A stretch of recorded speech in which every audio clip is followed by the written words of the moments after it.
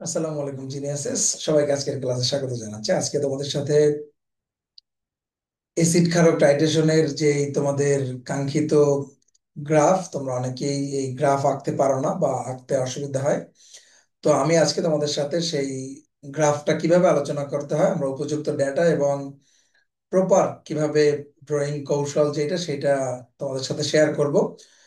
তো আমরা প্রথমেই আসলে জানবো যে আসলে টাইটেশন কি, নির্দেশক কি, প্রশমন রেখাটা আসলে কি। সো পুরো ব্যাপারটা একটু আমি তোমাদের সাথে আলোচনা করার চেষ্টা করব, তারপরে আমরা ধাপে ধাপে আমরা গ্রাফে চলে যাব। সো আমরা যদি আমাদের আজকের আলোচনা শুরু করি, তোমরা দেখো তোমাদের সাথে যদি একটু শেয়ার করি যে কি কি আছে আমাদের আজকের আলোচনা। আমরা দেখব যে আমরা আমাদের এসিড ক্ষার যেই টাইট্রেশনের যেই ব্যাপারগুলো থাকবে, সেখানে আমরা দেখব যে উপযুক্ত নির্দেশক এবং প্রশমন রেখা নিয়ে আমরা একটু কথাবার্তা বলবো।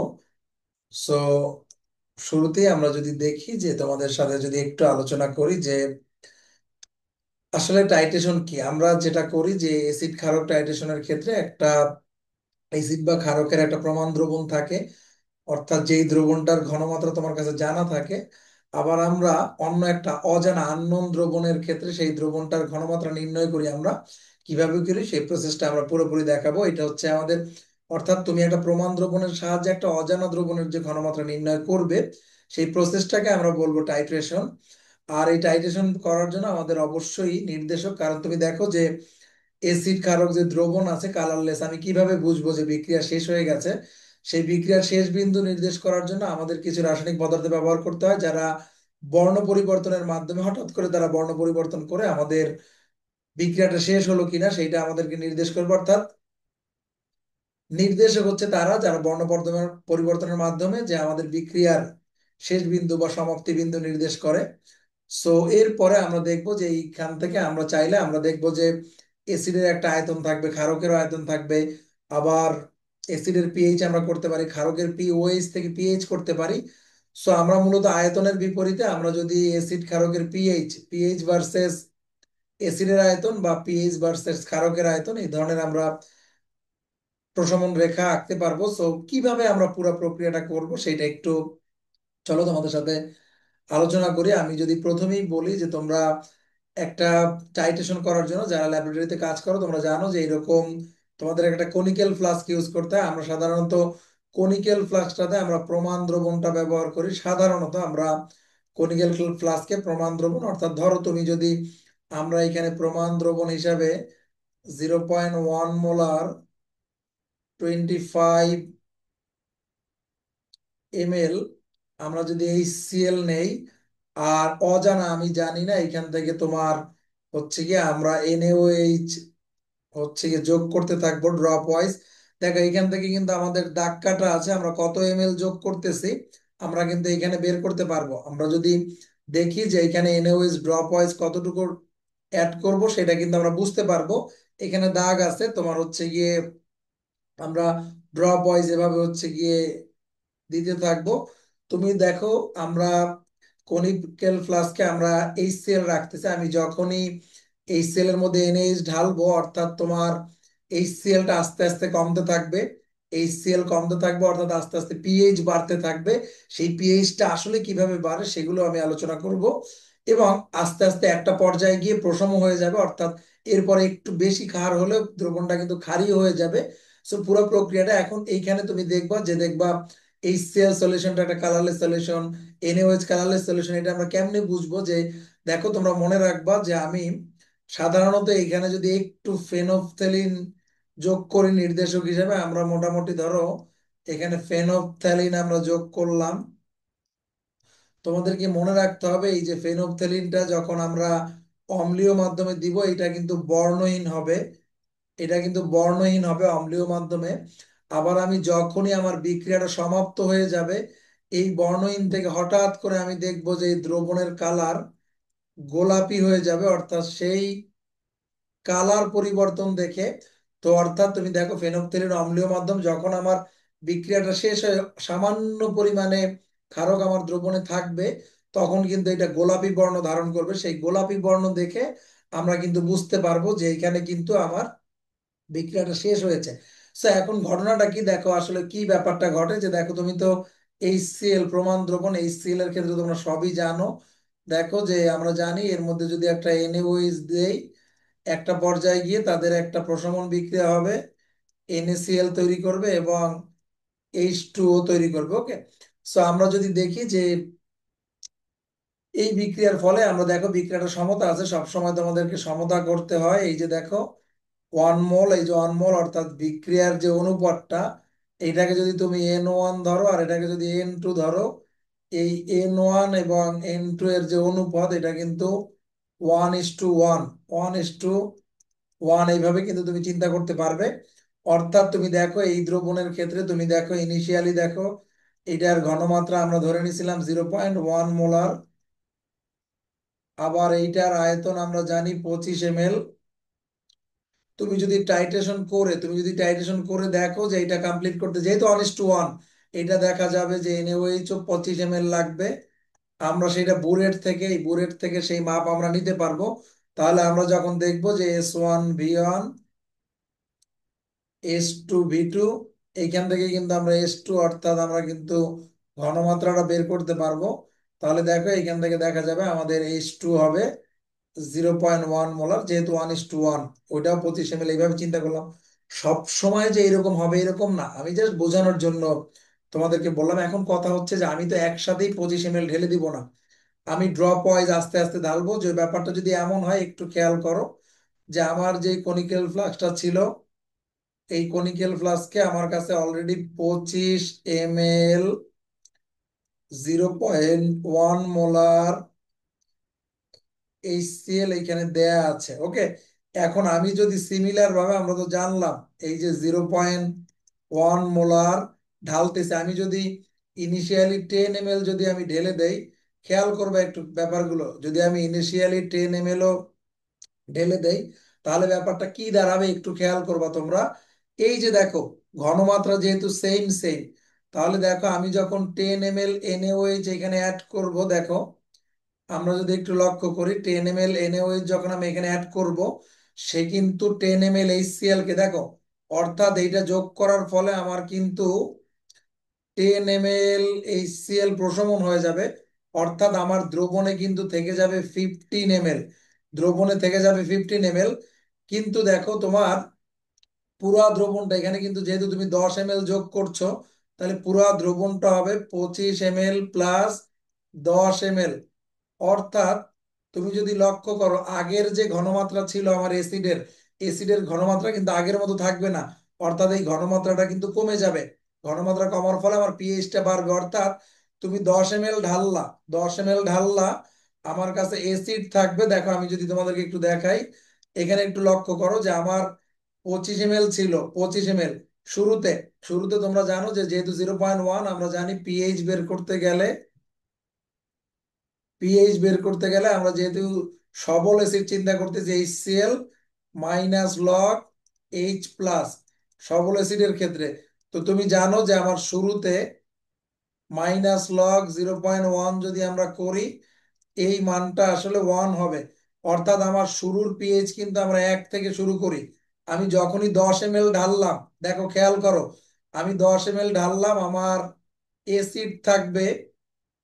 খেয়াল করবা আমাদের কাছে কিন্তু 10 ml ঢালার কারণে অ্যাসিড থাকবে আমার 15 ml 0.1 মোলার, কারণ বাকি 10 ml কে নিউট্রালাইজ করা হয়ে গেছে। আর মোট আয়তন হয়ে যাবে তখন, মোট আয়তন এভাবে যদি তোমরা চিন্তা করো তাহলে ইজিলি পারবা।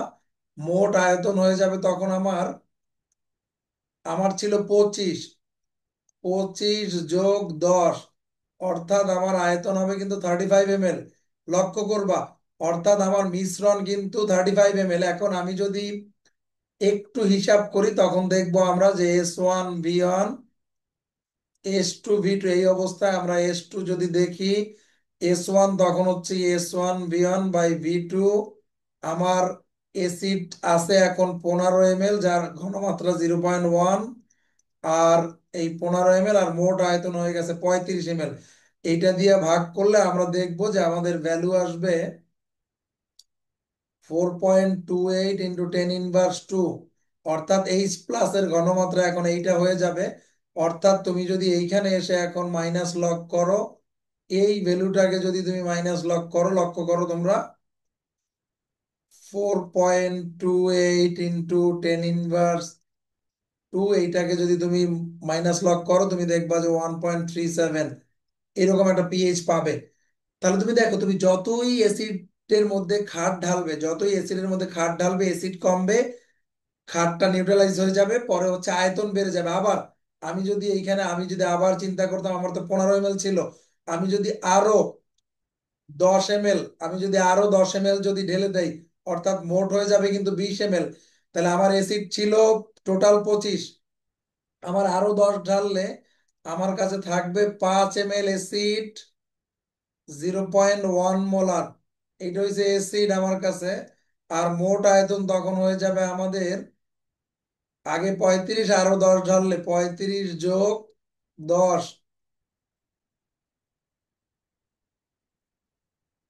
আমরা যদি দেখি এইটা হবে কিন্তু 45 ml।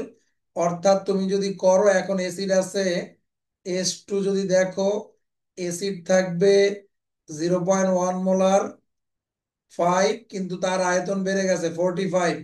তখন দেখা যাবে আমাদের 1.11 × 10⁻², যেটাকে তুমি যদি এরকম মাইনাস লক করো, এখানে যদি হিসাবের খাতায় দেখো মাইনাস লক করো,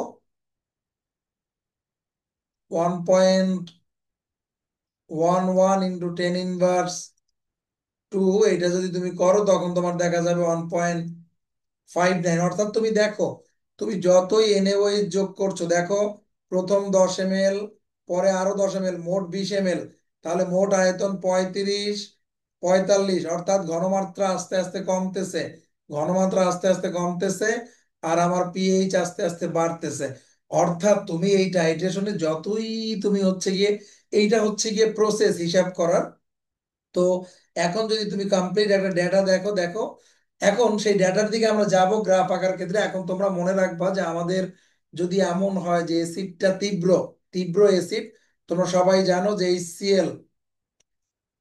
HCl, আর আমরা যদি তীব্র ক্ষার NaOH নেই, এদের ক্ষেত্রে আমরা সাধারণত দেখি যে পিএইচ পরিবর্তনটা সাধারণত 3 থেকে 11 বা 10-এর মধ্যে পিএইচ পরিবর্তনটা হয়। যার কারণে আমরা হচ্ছে গিয়ে এই যে কোনো ধরনের নির্দেশক, অর্থাৎ ফেনফথেলিন, থাইমলথেলিন, পিএইচ রেঞ্জ যে কোনো, তোমরা জানো যে নির্দেশক গুলো, এগুলো মূলত জৈব অ্যাসিড বা জৈব ক্ষার। মিথাইল অরেঞ্জ, মিথাইলেট, এগুলো জৈব ক্ষার, এবং ফেনফথেলিন, থাইমলথেলিন, এগুলো হচ্ছে জৈব অ্যাসিড। এরা তোমার অম্লীয় মাধ্যমে এক রকমের বর্ণ দেখাবে, ক্ষারীয় মাধ্যমে এক রকমের বর্ণ দেখাবে। আবার তুমি যখন মৃদু অ্যাসিড ইউজ করবে, অর্থাৎ আমরা কিন্তু মিথানোয়িক অ্যাসিড ইউজ করতে পারি। আবার তীব্র ক্ষার হিসাবে NaOH, আমরা জানি যে তীব্র ক্ষার এদের প্রশম বিন্দুটা হবে, দেখা যাবে 7-এর উপরে প্রশম বিন্দু হবে পিএইচ >7। অর্থাৎ আমার এমন ইউজ করব, দেখো আমরা এদের পিএইচ পরিসর জানি 7-এর উপরে, 8 থেকে 10। তাহলে আমরা যদি দেখি যে মৃদু অ্যাসিড তীব্র ক্ষার, কারণ আমরা জানি এদের যে উৎপন্ন লবণটা, সেই লবণের আর্দ্র বিশ্লেষণের ফলে এক ধরনের ক্ষার তৈরি করবে। ক্ষার তৈরি করার ফলে মিশ্রণটা কিছুটা ক্ষারীয় হবে, অর্থাৎ প্রশম বিন্দুটা 7-এর উপরে হবে। সেম ভাবে আমরা যদি তীব্র অ্যাসিড নেই, HCl, আবার NH4Cl, এইটা যদি NH4OH আমরা যদি নেই, তীব্র অ্যাসিড মৃদু ক্ষার, তোমরা জানো যেহেতু অ্যাসিডটা তীব্র, যে লবণটা তৈরি হবে, এই লবণটা আর্দ্র বিশ্লেষিত হয়ে কিছুটা অম্ল তৈরি করতে পারবে, অর্থাৎ মিশ্রণটা হবে অম্লীয়। অর্থাৎ যাদের পিএইচ 3-এর নিচে, অর্থাৎ আমাদের প্রশম বিন্দু পিএইচ হবে, অর্থাৎ এটা কিন্তু পিএইচ হবে 7-এর নিচে। এই ক্ষেত্রে দেখবা যে তোমরা 8 থেকে 10, 11, বাট এই ক্ষেত্রে দেখা যাবে 3 থেকে 6 বা 7-এর দিকে, 3 থেকে 6 এরকম। আর আমরা দেখবো যে মৃদু অ্যাসিড বা মৃদু ক্ষারের ক্ষেত্রে ধীরে ধীরে পিএইচ পরিবর্তন হয়, কোনো পিএইচ পরিবর্তন আস্তে আস্তে ঘটে, ফলে আমরা কিন্তু কোনো ধরনের কোনো নির্দেশক ব্যবহার করতে পারবো না। কোনো নির্দেশক ব্যবহার না করলে আমরা কিভাবে বুঝবো? আমরা সাধারণত পিএইচ মিটার ব্যবহার করতে পারি, অর্থাৎ ইনস্ট্রুমেন্ট ইউজ করতে হবে। এই ক্ষেত্রে মৃদু অ্যাসিড মৃদু ক্ষারের ক্ষেত্রে আমরা নির্দেশক ব্যবহার করতে পারবো না। তারপর আমরা মাঝে মাঝে কন্ডাক্টেন্স থেকেও আমরা এই ইয়াটা করতে পারবো, যে শেষ বিন্দুটা নির্দেশ করতে পারবো। তো তোমরা যদি দেখো যে মিথাইল অরেঞ্জ অম্লীয় মাধ্যমে, আমরা দেখবো যে মিথাইল অরেঞ্জটা যেটা দেখবো এটা অম্লীয় মাধ্যমে লাল বর্ণ হবে, আবার ক্ষারীয় মাধ্যমে, অর্থাৎ তুমি যদি মিথাইল অরেঞ্জকে HCl এর মধ্যে দাও ও লাল কালার দেখাবে, আবার মিথাইল অরেঞ্জকে যদি তুমি ক্ষারের মধ্যে অর্থাৎ NaOH এর মধ্যে দাও হলুদ কালার দেখাবে। সেম ভাবে মিথাইল রেডও আমরা সাধারণত দেখবো যে ফেনফথেলিনটা অনেক বেশি ব্যবহার করি। ফেনফথেলিনটা সাধারণত দেখা যাবে তোমার অম্লীয় মাধ্যমে অ্যাসিডের মধ্যে ঢাললে, অর্থাৎ HCl এর মধ্যে যদি তুমি ফেনফথেলিন দাও সেটা বর্ণহীন হবে, আস্তে আস্তে যখন এটা ক্ষারীয় হবে তখন এটা গোলাপি হয়ে যাবে। অর্থাৎ এইভাবে কিন্তু আমরা বর্ণ পরিবর্তন। তবে খেয়াল করবা পিএইচ, অর্থাৎ দেখো, তুমি দেখো যে পিএইচ এরা কিন্তু 3.2 থেকে 4.4 অম্লীয় মাধ্যমে, অর্থাৎ তুমি ধরো একটা ক্ষারের মধ্যে দিলা, ক্ষারের মধ্যে দিলা কালারটা থাকবে হলুদ, যখনই আস্তে আস্তে অম্ল হবে কালারটা লাল হয়ে যাবে।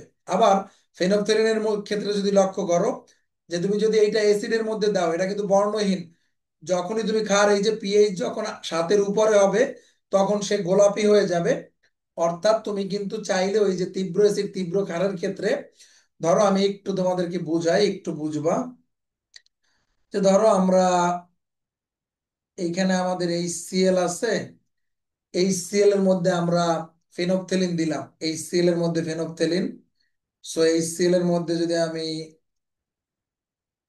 ফেনফথেলিন দেই তখন এইটা হচ্ছে বর্ণহীন হবে, কারণ তখন পিএইচ থাকে, পিএইচ হচ্ছে তখন থাকে <7। অ্যাসিডের মধ্যে যখন আস্তে আস্তে আস্তে আস্তে এই পিএইচটা <7 হয়ে যাবে, তখন কিন্তু সে আবার কেমন কালার দেখাবে, সে কিন্তু বর্ণহীন থেকে গোলাপি হবে, গোলাপি হবে। অর্থাৎ তুমি দেখবা, আমরা এইবার দেখো আমরা যদি কোনো কারণে আমরা যদি ক্ষারীয় মাধ্যমে আমরা যদি দেখি যে ক্ষারীয় মাধ্যমে আমরা রাখতেছি, অর্থাৎ আমি যদি NaOH এর মধ্যে আমরা যদি একটু ফেনফথেলিন দিয়ে দেই, ফেনফথেলিন, দেখো আমরা যদি NaOH এর মধ্যে আমরা ফেনফথেলিন দিলাম, সো যেহেতু দেখো NaOH টা ক্ষারীয়, তো তুমি জানো যে ক্ষারীয় মাধ্যমে সে ফেনফথেলিন হচ্ছে গিয়ে তোমার দেখাবে হচ্ছে গোলাপি, অর্থাৎ এইখানে কিন্তু সে প্রথম গোলাপি থাকবে। এখন ক্ষারের মধ্যে তুমি যখন আস্তে আস্তে অ্যাসিড ঢালবা, আস্তে আস্তে অ্যাসিড ঢালবে, এটা কিন্তু আস্তে আস্তে তোমার হচ্ছে কি পিএইচটা কমতে থাকবে, পিএইচটা কমতে কমতে যখন অম্লীয় হয়ে যাবে তখন কিন্তু সে আবার বর্ণহীন হয়ে যাবে। অর্থাৎ তুমি যখন তীব্র অ্যাসিড বা তীব্র ক্ষারের ক্ষেত্রে তুমি কিন্তু দুই ধরনের নির্দেশকই, অর্থাৎ অম্লীয় নির্দেশকও ব্যবহার করতে পারতেছো, ক্ষারীয় নির্দেশকও ব্যবহার করতে পারতেছো। কারণ আমাদের এইখানে প্রশম বিন্দু যেটা হচ্ছে, প্রশম বিন্দুর পিএইচটা সাধারণত 7 চিন্তা করা হয়, কারণ উৎপন্ন যে লবণটা আছে সেই লবণটা আসলে প্রশম বা নিরপেক্ষ আর্দ্র বিশ্লেষিত হয় না। তো এইটা গেল। এখন আসো আমরা কিভাবে, তোমরা এই পুরা ব্যাপারটা একটু মনে রাখবা। আর একটা কথা তোমাদেরকে অনেক বলে রাখি, আমাদের বোর্ড কোশ্চেন গুলাতে যেই ব্যাপারটা হয়, দেখবা যে অনেক সময় তোমাদের মিশ্রণের প্রকৃতির কারণে দেখবা যে HCl থাকে, NaOH থাকে।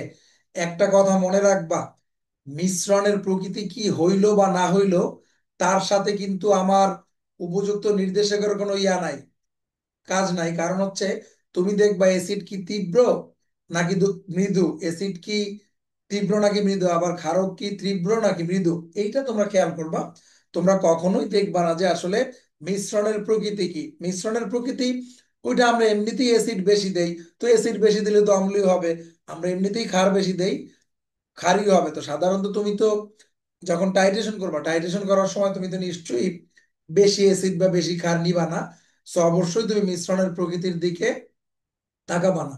ঠিক আছে, তাহলে দেখো আমরা যদি পুরো কমপ্লিট ডাটাটা যদি একটু লক্ষ্য করি, যে তুমি দেখো আমরা যখন শুরু করি তখন ক্ষারের আয়তন 0 থাকে, হ্যাঁ, মিশ্রণটা থাকে ধরো 25 ml নিয়ে কাজ করলে 25, তখন পিএইচ 1 থাকে। আমরা দেখো 10 ml ঢাললাম, তখন মিশ্রণ হয়ে যাবে টোটাল 35। আর দেখো এইখানে কিন্তু আমাদের থেকে যাবে 15। এরপরে আমরা যদি ওই যে S1V1 আমি যেটা দেখাইলাম, আস্তে আস্তে দেখো পিএইচ বাড়তেছে, আরো 10 ml ঢাললে এখানে থাকবে 5 ml, পুরা মিশ্রণ হয়ে যাবে তোমার 45। তো তুমি আবারও এইভাবে পিএইচ বের করতে পারবা। এইভাবে আমি যখন 20-এর পরে 22, ধরো আমার তখন থাকবে 3 ml।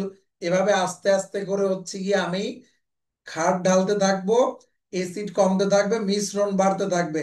মিশ্রণ বাড়তে বাড়তে বাড়তে বাড়তে দেখো, যখন তুমি NaOH 25 ঢালছো, এইটাও 25, এইটাও 25, অর্থাৎ আমার কমপ্লিটলি নিউট্রালাইজ হয়ে গেছে। আমার কাছে দেখো এই পার্টটা একটু খেয়াল করো, আমার কাছে এসিডও নাই ক্ষারও নাই, অর্থাৎ আমার কিন্তু 10⁻7 হয়ে যাবে, পিএইচ হবে 7। অর্থাৎ এইটা কিন্তু প্রশম বিন্দু, এইটা কিন্তু প্রশম বিন্দু। এখন এই প্রশম বিন্দুর পরে দেখো, তুমি যখন অল্প একটু আরেকটু, এখন কিন্তু অ্যাসিড নাই, 0.01, 0.01 মাত্র, তখন তোমার কিন্তু অ্যাসিড থাকতেছে না, ওএইচ মাইনাস, এই যে দেখো ওএইচ মাইনাস এর ঘনমাত্রা হয়ে যাবে 1.99। কিভাবে হবে দেখো, কারণ অ্যাসিড নাই, মোট আয়তন হয়ে যাবে দেখো, তখন মোট আয়তন হয়ে যাবে তোমার 50.1। আর এটা কিন্তু দেখো, এটা কিন্তু আমার যেহেতু 0.01 আমরা ঢাললাম, এটা 50.0.01, তারপর হচ্ছে 0.1, এরপরে 26। আর যখন আমি আরো 25 ঢেলে দিব, আরো 25 ঢালবো ক্ষার, তাহলে আমার কিন্তু মিশ্রণে ক্ষার থাকবে 25 ml। মিশ্রণে দেখো, মিশ্রণে ক্ষার থাকবে 25 ml। আর আমার ওই টোটাল আয়তন হয়ে যাবে 75 ml। তখন তুমি যদি S1V1 দিয়ে করো, আস্তে আস্তে পিএইচ বাড়তে বাড়তে, তুমি দেখো এই যে পিছনের আমরা যদি পদ্ধতিতে যাই পিছনের, তখন তুমি দেখতে পারবে, এই যে দেখো তুমি এখানে তো যখন আমার মোট ক্ষার 50 ml হবে, আমার এসিড তো নাই মোটেও, তাহলে আমার কাছে এখন আছে 25 ml, 0.1 ডিভাইড হবে আমার 50, তখন কিন্তু তুমি এই আয়তনটা পাবে। অর্থাৎ তুমি যখন আরো ঢালতে থাকবে, অর্থাৎ তোমার কিন্তু একটা পর্যায়ে পিএইচ বাড়তে বাড়তে আমার তোমার হচ্ছে 12.52-তে চলে যাবে। হ্যাঁ, সো তুমি দেখো, আমরা প্রথমে 25-25, অ্যাসিড 25 ক্ষার 25, তারপরে আমাদের কিন্তু অ্যাসিড ক্ষার কিছুই থাকবে না। আবার ঢালতে ঢালতে আমরা কিন্তু কত পর্যন্ত গেলাম, 50 পর্যন্ত গেলাম। এখন এই ডেটা ইউজ করে দেখো ক্ষারের আয়তন আর কি বলে এদিকে পিএইচ, অ্যাসিডের পিএইচ, এটা আমরা কিভাবে করব দেখো। তীব্র অ্যাসিড তীব্র ক্ষারের ক্ষেত্রে আমরা যদি একটু তোমাদের সাথে আলোচনা করতে চাই, দেখো আমরা যদি গ্রাফটা আঁকতে চাই, সবাই লক্ষ্য করবা, আমরা যদি একটু গ্রাফ আঁকি, আমরা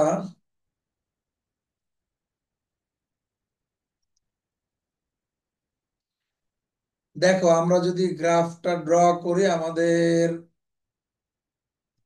একটু আঁকা বাঁকা হচ্ছে, আমাদের সমস্যা নাই, আমরা চেষ্টা করতেছি একটু সোজা করার জন্য। আমি তোমাদেরকে একটা গ্রাফ দেখাবো যে আসলে কিভাবে কিভাবে আমরা গ্রাফটা ড্র করি। ওকে, এই দিকে দিলাম, আবার এই দিকে দিলাম, দেখো লক্ষ্য করো, আমরা এদিকে দিব পিএইচ, পিএইচ কার, এইদিকে দিব পিএইচ HCl এর। তুমি কিন্তু উল্টাটাও করতে পারো, আর এইদিকে দিব আমরা ভলিউম, এটা দিব NaOH এর। আমি দেখাবো আমরা উল্টা দিকেও করতে পারি, ml এ দিব। তো তোমরা লক্ষ্য করো, আমরা যখন ক্ষারের আয়তন যখন 0, এই যে লক্ষ্য করো ক্ষারের আয়তন যখন 0, তখন কিন্তু আমাদের পিএইচ, এই যে দেখো আমরা যদি শুরু করি 0, 1, 2, 3, 4, 5, 6, এই পয়েন্টটা আমাদের ইম্পর্টেন্ট, এটা কিন্তু আমাদের 7, 8, 9, 10, 11, 12, 13, এই দিকে এসে আমাদের 14। তাহলে দেখো আমরা যখন 0, তখন কিন্তু আমাদের পিএইচটা শুরু হয় এই পয়েন্ট থেকে, লক্ষ্য করবা। আর এদিকে আমি যদি আয়তন দিয়ে দেই, এটা মনে করো 5, 10, 15, 20, 25, এখানে 5, 10, 15, 20, 30, 35,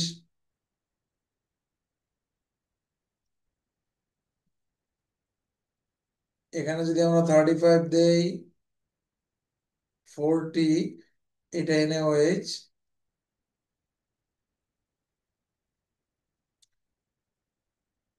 আমরা যদি একটু লক্ষ্য করি, আচ্ছা আমরা একটু,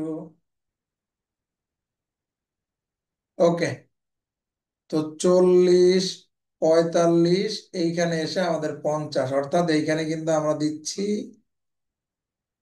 NaOH। একটু লক্ষ্য করবা, তো আমাদের শুরু হইলো pH 1 থেকে। আমি যখন 10 ml ঢাললাম, অর্থাৎ আমার আয়তন যখন 10, দেখো আয়তন যখন 10, এই যে 10 ml, এই যে 10, তখন কিন্তু pH 1.37, অর্থাৎ একের চাইতে একটু বেশি। অর্থাৎ আমি যদি 1.37 ধরি, এই পয়েন্টে যদি আমি ধরি, অর্থাৎ এই যে দেখো, আমরা যদি দেখি একটু, একটা মিনিট, এই যে এইখানে 10-এর সময় আমাদের 1.37। ওকে, এরপরে দেখো যখন আমি 20 ঢাললাম, 20, এই যে 10-এর পর আমি 20-এ চলে গেলাম, 15, 20, এই যে 20, 20-এ গেলে পিএইচ হচ্ছে আমাদের 1.59, অর্থাৎ আমার আরো একটু বাড়বে, অর্থাৎ এই পয়েন্টে আসতেছে।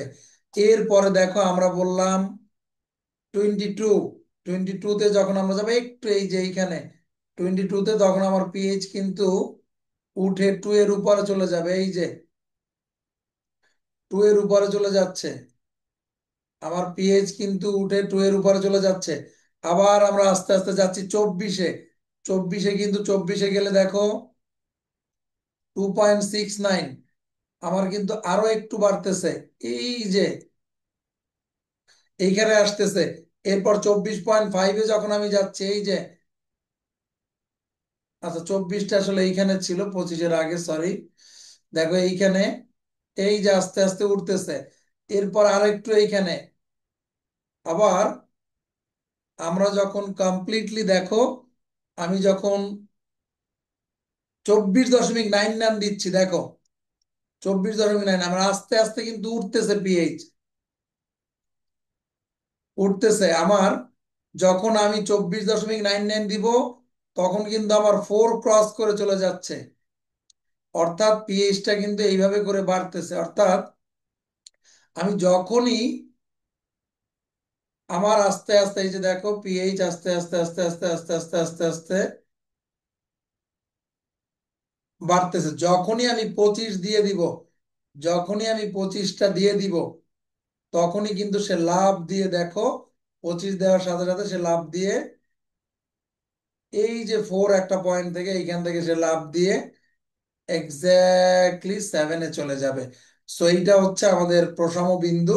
এরপরে আবার দেখো, তখন আস্তে আস্তে আবার 7 থেকে কিন্তু এক লাফে একটু হালকা হালকা যোগ করলেও কিন্তু আমার, সরি, আমার এইখান থেকে এক লাফে কত, 7। এরপরে যখন আমি হালকা হালকা একটু যোগ করব, তখন সে ডিরেক্ট 9-এ চলে যাবে। এই যে দেখো, আমি তোমাদেরকে হিসাব করে দেখাইছি। এরপরে আবার 10, আস্তে আস্তে, আবার আস্তে আস্তে আস্তে আস্তে আস্তে আস্তে, একটা পর্যায়ে গিয়ে আমার আবার আস্তে আস্তে আস্তে আস্তে আস্তে আস্তে, আমি যতই আয়তন যোগ করব যোগ করব যোগ করব, আস্তে আস্তে গিয়ে সে ওই যে 12-তে যাবে। দেখছো? তাহলে দেখো আমার কিন্তু এইখানে শুরু হইলো অলমোস্ট কত, 4-এর চেয়ে একটু বেশি, আমরা 4.5 বা সামথিং ধরতে পারি। তারপরে আমার এখানে 7-এ চলে আসবে, তারপরে তোমার কিন্তু 9 বা 9 পয়েন্ট সামথিং, বা আমরা 10 বলে আমাদের সুবিধার জন্য। এখন দেখো এই যে রিজিয়নটা যেটা 7-এর নিচে আছে, এই যে দেখো একটা রিজিয়ন আছে 7-এর নিচে, অর্থাৎ এইখানে কিন্তু আমার methyl orange, methyl red, methyl red দিলাম আমি, মিথাইল রেড। অর্থাৎ আমি যদি মিথাইল রেডও ব্যবহার করি, আমার মিথাইল রেডটা ব্যবহার করলে যে ঘটনাটা ঘটবে, ধরো তুমি HCl এর মধ্যে মিথাইল রেড ব্যবহার করলাম, HCl এর মধ্যে মিথাইল রেড ব্যবহার করলে সে তো অম্লীয় মাধ্যমে কি হবে, লাল বর্ণ ধারণ করবে। আস্তে আস্তে আস্তে আস্তে যখন তোমার পিএইচটা 7 ক্রস করবে, সে হঠাৎ করে সে হচ্ছে কি হলুদ হয়ে যাবে, সে হঠাৎ করে হলুদ হয়ে যাবে। আবার সিমিলারলি আমরা চাইলে কিন্তু ফেনফথেলিনও ব্যবহার করতে পারি, ফেনফথেলিন। সো ফেনফথেলিন ব্যবহার করলে কি হবে, অ্যাসিডের মধ্যে তখন কিন্তু তার পিএইচ এই 7 এর নিচে থাকবে, তখন সে হচ্ছে বর্ণহীন হবে। আবার সেই বর্ণহীন হলে সে একটা পর্যায়ে গিয়ে আবার গোলাপি বর্ণ ধারণ করবে। অর্থাৎ তোমার কিন্তু এই ডেটা অনুযায়ী তোমরা যেটা মনে করো যে হুট করে মনে হয়, ব্যাপারটা কিন্তু এরকম না। অর্থাৎ তীব্র অ্যাসিড তীব্র ক্ষারের ক্ষেত্রে গ্রাফটা কিন্তু এইভাবে আমাদেরকে ড্র করতে হয় এই ডেটার মাধ্যমে। তো একইভাবে তোমরা মৃদু অ্যাসিড মৃদু ক্ষারের ক্ষেত্রেও করতে পারবা। তবে তোমাদেরকে একটু খেয়াল করতে বলবো যে আমরা যদি আর একটা গ্রাফ দেখাই, এই গ্রাফটা আশা করি তোমরা বুঝছো। এই জন্য আমরা কিন্তু বলি যে আমরা চাইলে তীব্র অ্যাসিড বা তীব্র ক্ষারের ক্ষেত্রে আমরা যে কোনো ধরনের, কারণ আমাদের পিএইচ পরিবর্তনের পরিসরটা অলমোস্ট 3 থেকে, আমরা বলি 3 থেকে 11 এই রেঞ্জে বা 10 এই রেঞ্জের মধ্যে আমরা মোটামুটি পিএইচ পরিবর্তন করতে পারে। ফলশ্রুতিতে আমরা দুই ধরনের নির্দেশকই আমরা ব্যবহার করতে পারবো ইনশাল্লাহ। এবারে আসো আমরা যদি দেখি যে আমাদেরকে এটা তীব্র অ্যাসিড। তো তোমরা জানো যে তীব্র অ্যাসিড যখনই আমি বলবো HCl, যদি সেইটা আমাদের, আমি জানি না তুমি কত ঘনমাত্রা নিয়ে কাজ করবা, তুমি যত ঘনমাত্রা নিয়ে কাজ করবা তুমি তো এইভাবে তুমি কি করবা, পিএইচ করবা। তো তুমি যেহেতু পিএইচ করবা তুমি জানো -log H+। আচ্ছা আমরা একটু দেখি এখানে দেখাই, পিএইচ -log H+। অর্থাৎ তুমি যদি 0.1 মোলার HCl নিয়ে কাজ করো, তখন তোমার দেখা যাবে পিএইচ কিন্তু তোমার 1 হবে। তো পিএইচ 1 হইলে আগের মতো তুমি যদি, ও আর একটা পিছনের, আচ্ছা এটা আমি শেষ করি তারপরে তোমাদেরকে বলতেছি। তো তুমি যদি পিএইচটা এইভাবে আঁকতে শুরু করো,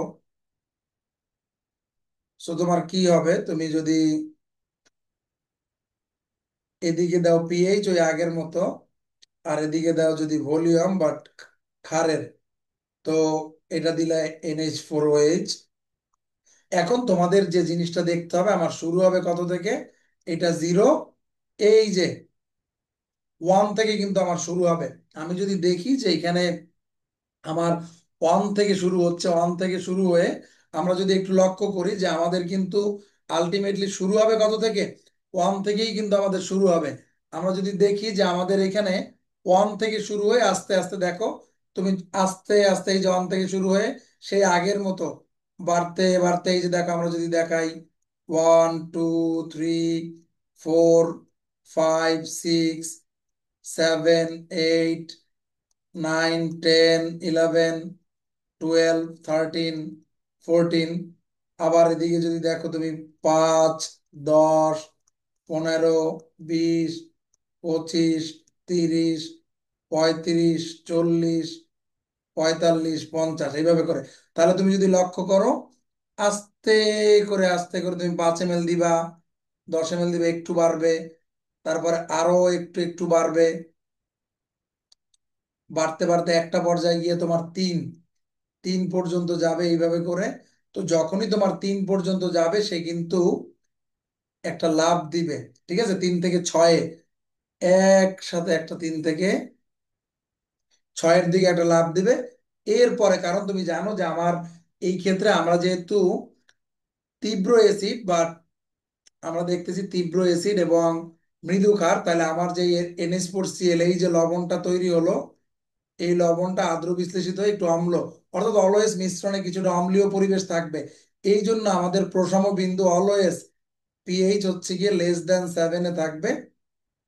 দেখো 6 পর্যন্ত গিয়ে তারপর হচ্ছে গিয়ে আবার আস্তে আস্তে আস্তে আস্তে 8 গিয়ে আবার আস্তে আস্তে আস্তে আস্তে তোমার বাড়তে থাকবে। ওকে, সো এইটা আমরা একটু খেয়াল করব। তাহলে দেখো আমাদের এইটা অলমোস্ট মোটামুটি ধরো 3, আর এইখানে তোমার 6 বা 6-এর চাইতে একটু বেশিও মাঝে মাঝে হইতে পারে। তাহলে দেখো এই কিন্তু প্রসেস, তোমার এইটা কিন্তু একটা প্রসেস, এই প্রসেসেই কিন্তু তোমাদেরকে গ্রাফটা ড্র করতে হবে। তো এইভাবে করে তোমরা কিন্তু চিন্তা করবা যে গ্রাফটা কিভাবে আস্তে আস্তে, এখন এইখানে কেন দেখো, এইখানে তুমি দেখো এই পিএইচ এর রেঞ্জ কিন্তু তোমার 7-এর নিচে। এখন তুমি যতই এইখানে ফেনফথেলিন ব্যবহার করো, ফেনফথেলিন কখনোই বর্ণ পরিবর্তন করতে পারবে না। কারণ ফেনফথেলিনের বর্ণ পরিবর্তন করার জন্য তার হচ্ছে গিয়ে 8 থেকে 10 লাগবে পিএইচ। তো তোমার তো এখানে আগেই আমার টাইট্রেশন শেষ হয়ে যাচ্ছে, অর্থাৎ এই ক্ষেত্রে কিন্তু আমরা দেখা যায় যে মিথাইল অরেঞ্জ বা আমরা মিথাইল অরেঞ্জ বা মিথাইল রেড ব্যবহার করতে পারি। মিথাইল অরেঞ্জ, মিথাইল অরেঞ্জ বা মিথাইল রেড হোয়াটএভার। এটা গেল আমাদের। আমরা যদি আর একটা জিনিস দেখি, তোমাদেরকে যদি দেখাই যে মৃদু অ্যাসিড, তোমরা জানো এই যে মৃদু অ্যাসিড এবং তীব্র ক্ষার। তীব্র ক্ষার মানে এই যে লবণটা এই যে CH3COONA, এটা যদি আদ্র বিশ্লেষিত হয় এটা ক্ষার তৈরি করবে, অর্থাৎ পিএইচটা >7 থাকবে। আমরা দেখবো যে পিএইচটা অলওয়েজ 7-এর উপরে থাকতেছে। বাট এইখানে একটা কাহিনী আছে, যদি অ্যাসিড বা ক্ষার দুর্বল হয়, দুর্বল, ধরো তোমাকে একটু দেখায়, আমরা যদি গ্রাফটা ড্র করি,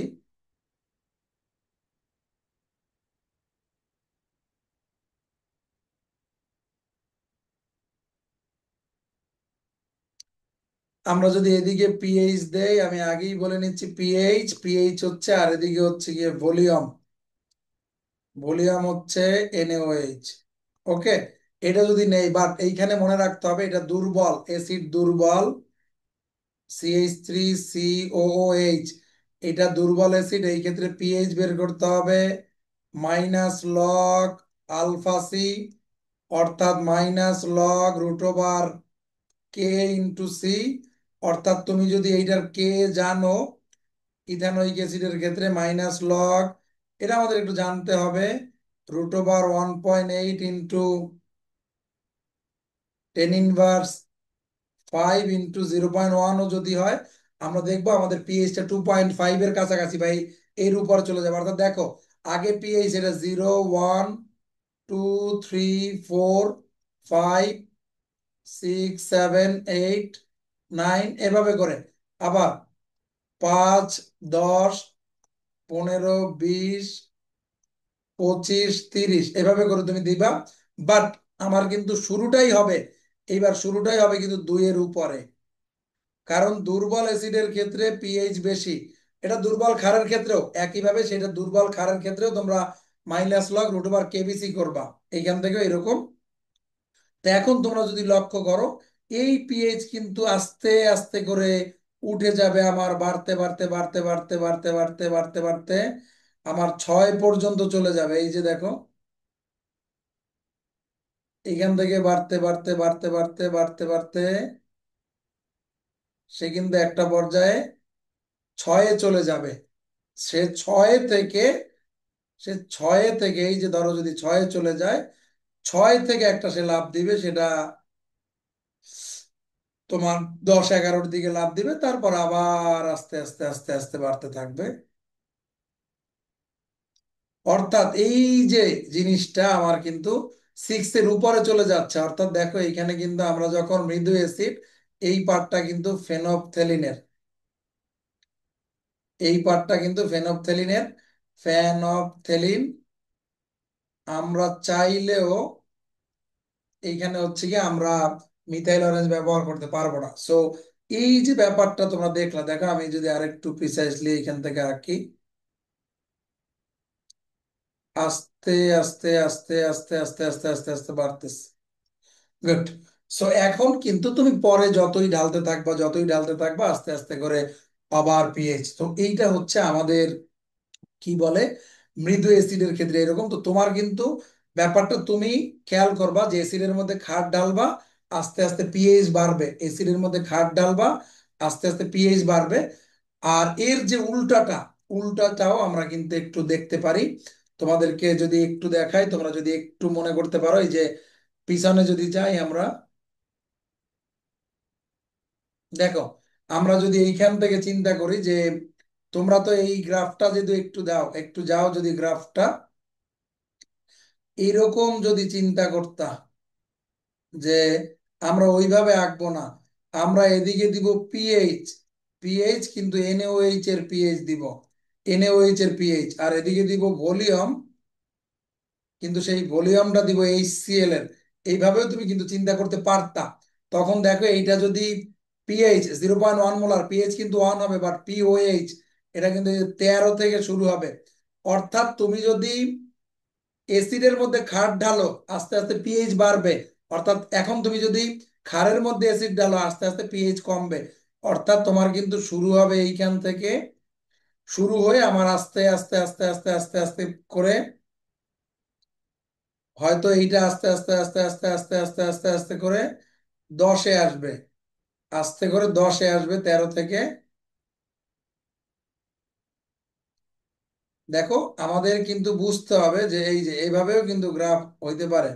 এরপরে এই যে 10 থেকে 3-এ আসবে, তারপর আবার আস্তে আস্তে।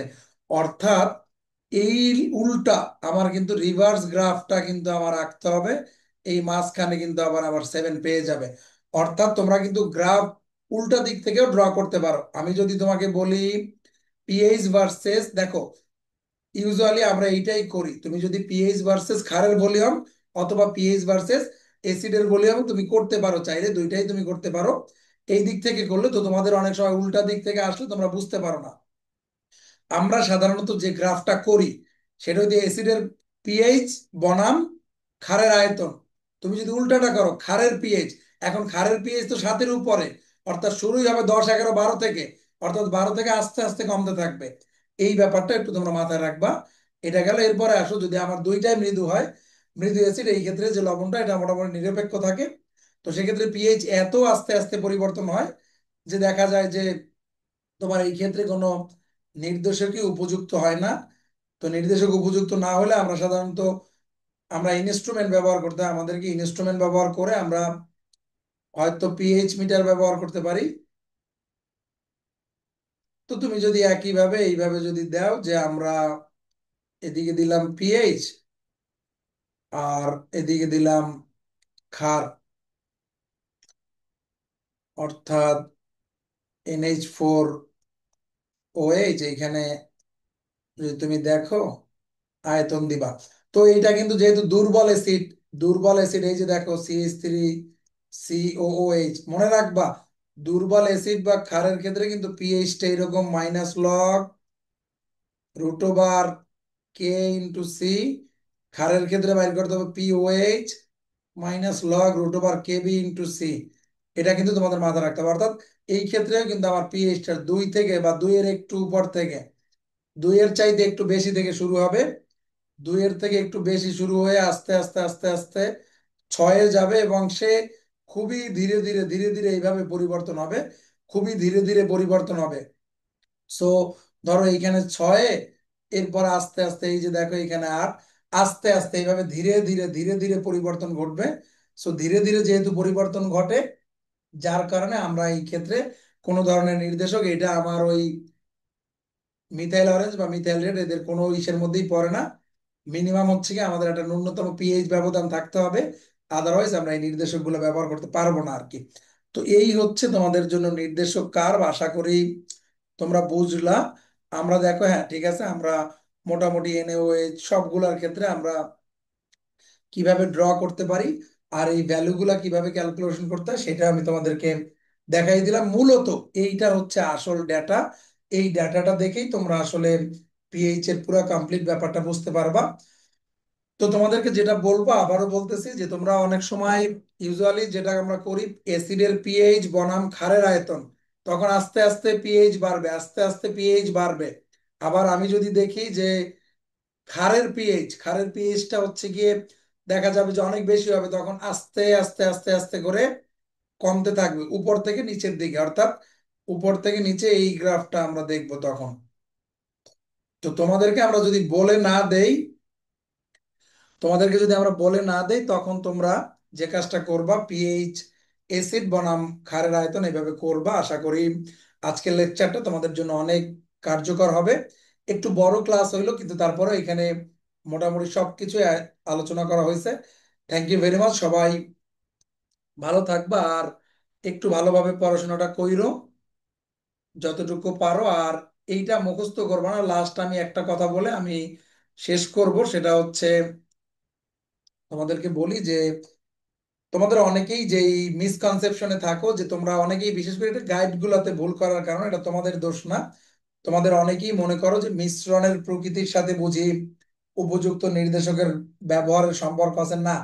মনে রাখবা তুমি যখন টাইট্রেশন করবা অ্যাসিড খার যতটুকু লাগবে ঠিক ততটুকুই নিবা, বেশিও নিবা না কমও নিবা না।